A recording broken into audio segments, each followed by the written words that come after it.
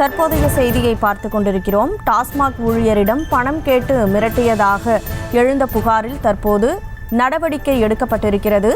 கூடுதல் விவரங்களோடு செய்தியாளர் முத்துராமன் இணைப்பில் இருக்கீங்க. முழு விவரம். வணக்கம். தூத்துக்குடியில் ஆய்வாளர் காத்திருப்போர் பட்டியல் தென்மண்டல காவல்துறை தலைவர் உத்தரவு. டாஸ்மாக் ஊழியரிடம் பணம் கேட்ட புகாரில் எழுத்தர் உட்பட 2 போலீசார் ஆயுதப்படைக்கு மாற்றம். மாவட்ட எஸ்பி உத்தரவு.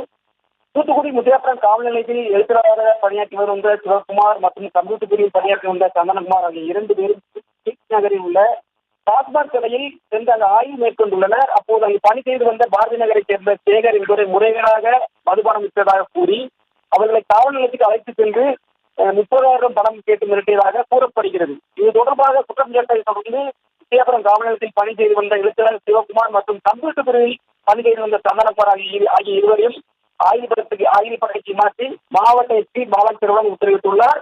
இதேபோல் தூத்துக்குடி மத்தியபாகம் காவல்துறை பகுதியில் குட்கா புகையிலை வழக்கில் குற்றச்சாட்டுள்ள நபரிடமிருந்து பணம் பேரம் பேசியதாக எழுந்த புகார் அடிப்படையில் தென்மண்டல தலைவர் கண்ணன் மத்தியபாக போலீஸ் இன்ஸ்பெக்டர் அலெக்ஸ்ராஜை துறை ரீதியான நடவடிக்கை மேற்கொண்டு அவரை காத்திருப்போர் பகுதியில் மாற்றி உத்தரவிட்டார்.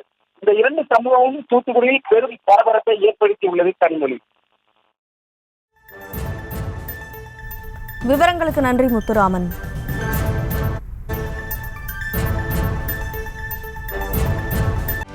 செய்திகளை உடனுக்குடனும் துல்லியமாகவும் தெரிந்து கொள்ள சப்ஸ்கிரைப் பண்ணுங்க.